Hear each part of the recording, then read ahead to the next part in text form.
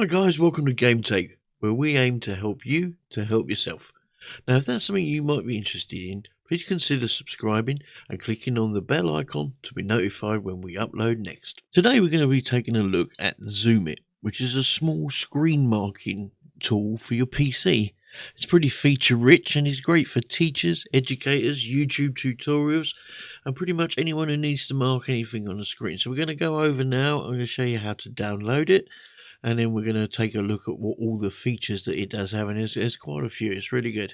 So over to the screen. So to download it, you just need to type in Zoomit, and it will come up, and you'll see it's created by a company called SYSINTERNALS, but it has got Microsoft involvement in it, so it's pretty safe. It's a very small file size, so it won't take up too much of your RAM memory or anything like that. And basically, just download it. And then once it's downloaded, it comes as a zip, and then I just used 7-zip. Unpack it, I moved it onto my desktop, and then I unpacked it. Once it's unpacked, you click it open, you'll see these 3 different EXEs. Now, I wasn't sure what the other 2 are, and I couldn't find any explanation, so I just used the one that I knew worked, which is just the one on its own, just here. And basically, click that, and then you're done, and then you come up onto this page, which is a page for making some adjustments. So on this first one, you can adjust the zoom size, and you can adjust the keyboard shortcut. And if you go through all the little tabs, there's a little adjustment on each one, but I've kept all of this as it is, straight out of the box, as it were, using all the default controls. So let's open it up, and we'll go in and look. So to open this up, you press the Control plus the number 2 key. Once open, to change the colours, simply press the G for green, R for red, B for blue, P for pink, and Y for yellow. Moving your mouse to guide the tool around. By holding down the Shift, you can draw a straight line. Holding down Control, you can draw a rectangle. Holding down the Tab key will draw an ellipse.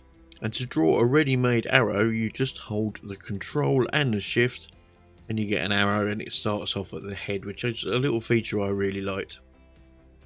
Now, to erase all your drawings, you just press the E key, and to erase just the last drawing, it's Control Z.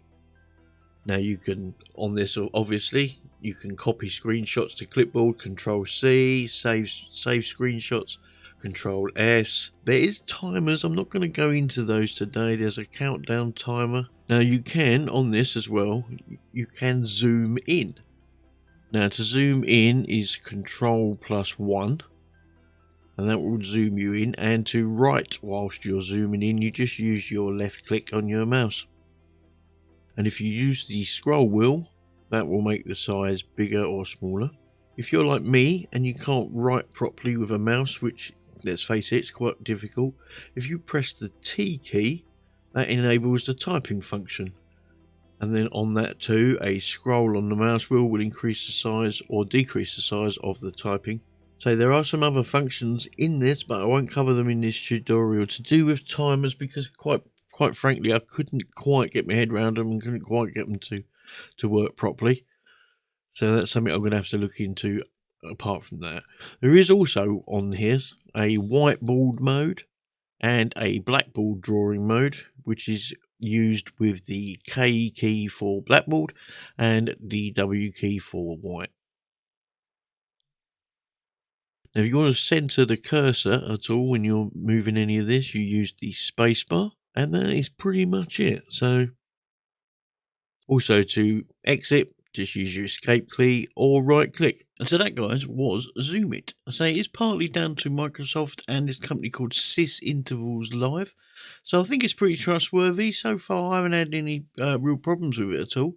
Everything seems to work, except for I can't really fathom these timer things out. So I'm going to have a little play with them, and if they're useful, I'll add them in later or make another tutorial on it. So anyway, guys, I think this is a good, useful tool. There's other tools out there. There's a few different ones that you can get, but this one for me, it's nice and simple, and I'm going to put it into my Stream Deck, but I'm going to make that a separate video, quickly showing you how to do that. So it'll be 1 button jobs on the Stream Deck, nice and simple. But that'll be a future video. Anyway, guys, thank you for watching. And I'll see you in another one. Bye for now. Hi guys, and welcome to Game Take, where we aim to help you to help yourself. So if that's something you might be interested in, why not click the bell or just get it wrong, like I do every time.